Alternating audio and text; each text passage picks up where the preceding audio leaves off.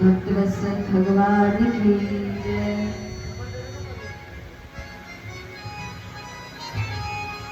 परम मंगलमय परात्पर परम अखिलेश्वर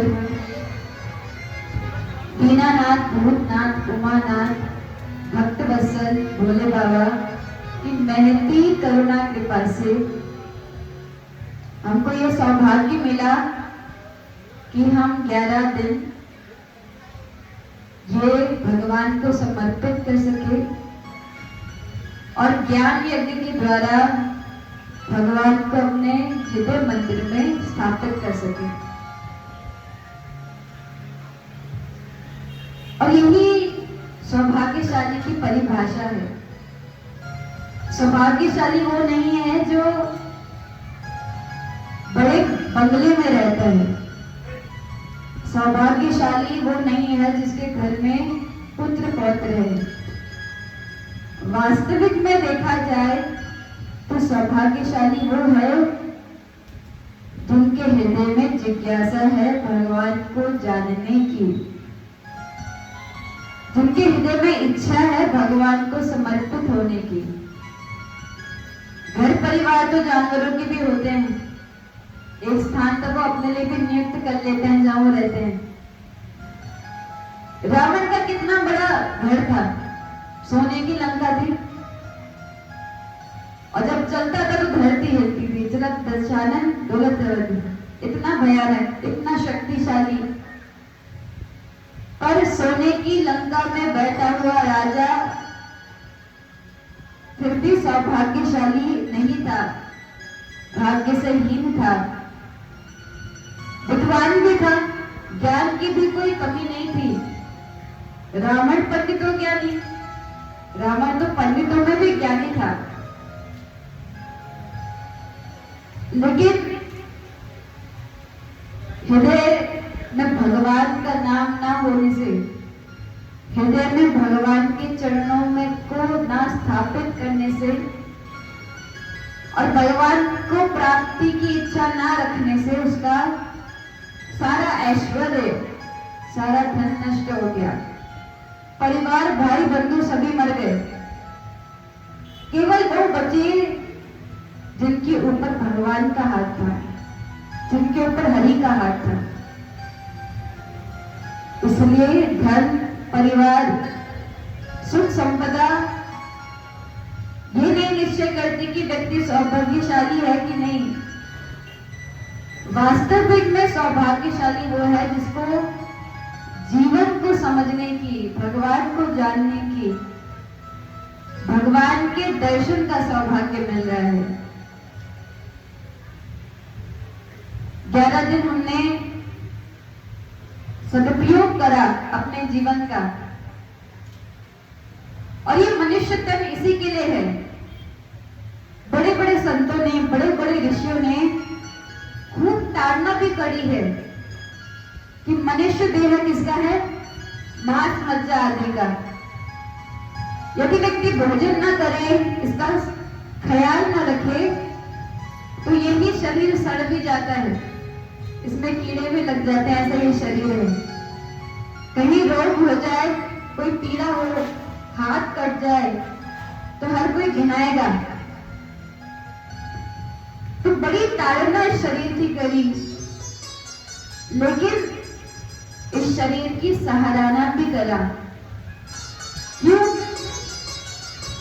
क्योंकि यही मनुष्य शरीर साधन भी है भगवान की प्राप्ति का। जानवरों के पास भी शरीर है, पर उनके पास वो विवेक नहीं, वो सौभाग्य नहीं कि वो भगवान को जान सके या भगवान का नाम भी ले सके। वो तो सारा दिन परिवार में रह के अपनी भोग आदि में ही जीवन व्यतीत कर देते हैं। पर मनुष्य शरीर बड़ा दुर्लभ है। जिसके पास होता है वो उसकी कीमत नहीं समझ पाता। किसी के घर में गाड़ी हो तो उसको ज्यादा गाड़ी में ध्यान नहीं जाएगा, कहेगा बाहर खड़ी तो है। पर किसी व्यक्ति ने कभी गाड़ी चलाई नहीं, कभी उसका सुख नहीं भोगा, तो हमेशा वो दूसरों की गाड़ी में ही नजर रखेगा। देखो कितना सुखी व्यक्ति है उसके पास गाड़ी है, पर जिसके पास है उसको कीमत नहीं पता। वैसे ही मनुष्य शरीर हमको मिल तो गया, हम उसकी कीमत नहीं समझते।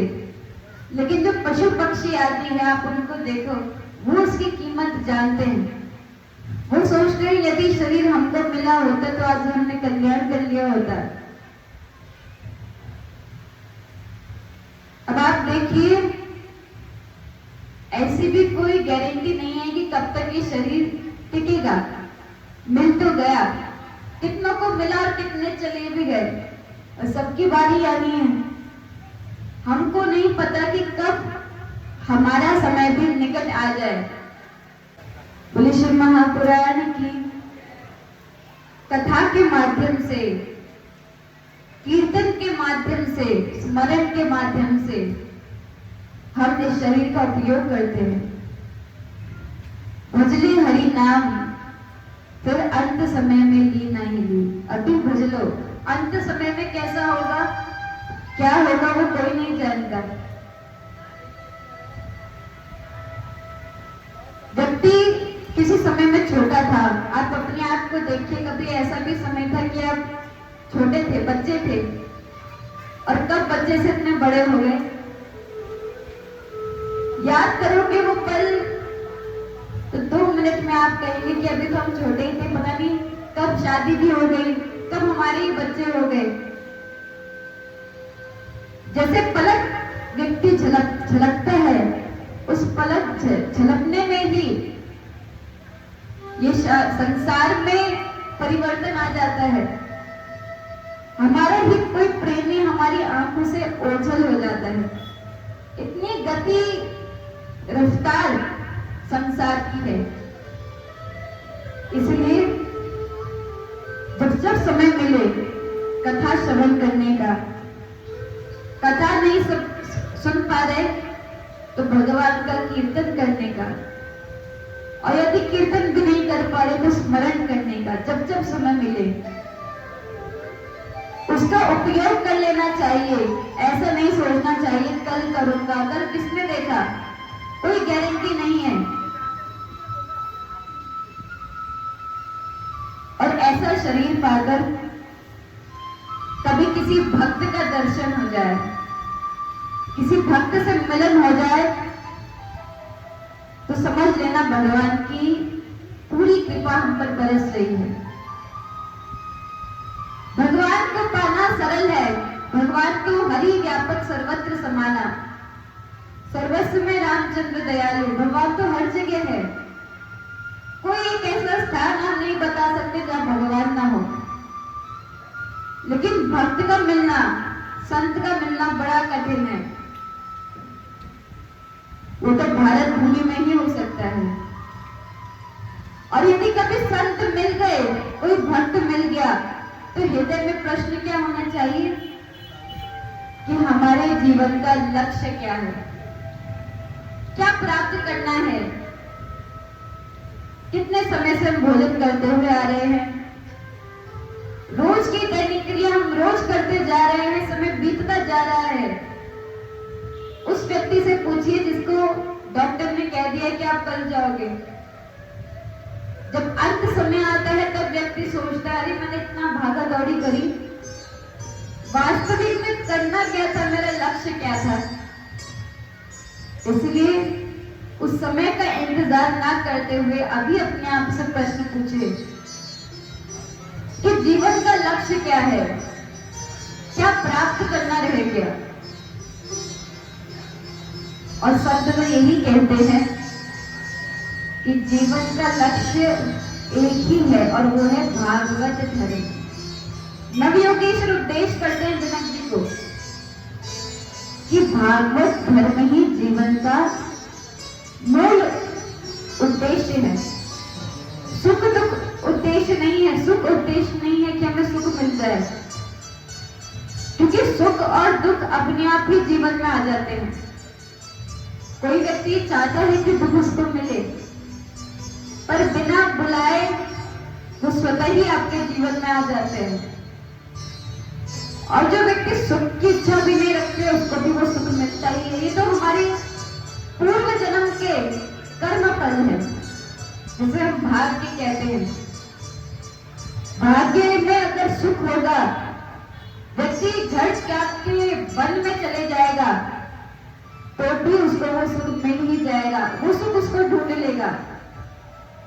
राजयोग यदि होंगे तो व्यक्ति संत बन गया, साधु बन गया, घर बार सब छोड़ दिया, आगे पीछे अब कोई नहीं, लेकिन वो राजयोग उसको कब योगी से सीएम बना दे। तो उसी प्रकार यदि प्रारब्ध में दुख है, जो पाप कर्म आपने करे उसका दुख भोगना है, तो वो पाप कर्म आपको ढूंढ ही लेंगे। चाहे आप घर में रहो, चाहे आप वन में रहो। जब हम झारखंड में गए थे तो पहली बार झारखंड में जाना हुआ कुछ समय पहले, ना वहां का कोई व्यवस्था थी, कहाँ रुकना है, कैसे रुकना है, डर भी था, नए लोग हैं, किसी से पहले मिले नहीं, सोशल मीडिया के थ्रू कांटेक्ट बना। लेकिन जब गए पहले दिन थोड़ी अव्यवस्था लगी, लेकिन अगले दिन से पूरी व्यवस्था स्वतः ही बन गई। तब हमें ये स्मरण आया, यदि भाग्य में सुख है, आप कहीं भी चले जाइए तो आपको वो ढूंढ लेगा। लेकिन भाग्य में यदि दुख है तो बड़ी बिल्डिंग में रहने वाला व्यक्ति, बड़े कोठी में रहने वाला व्यक्ति उस नर्म चादरों में बैठकर रो रहा होगा। इसलिए हमको प्रयास करना चाहिए कि हम अपने लक्ष्य की ओर पहुंच सके, भगवान की प्राप्ति कर सके। धर्म, अर्थ, काम और मोक्ष, ये 4 पुरुषार्थ हैं।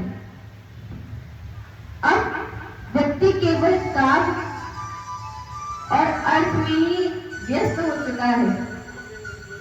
व्यक्ति धर्म की चर्चा करेगा, व्यक्ति मोक्ष की चर्चा करेगा, लेकिन धर्म के लिए कोई प्रयास नहीं करता और मोक्ष से सब मुंह मोड़े हुए हैं। केवल जीवन भोग में और अर्थ में ही रह गया।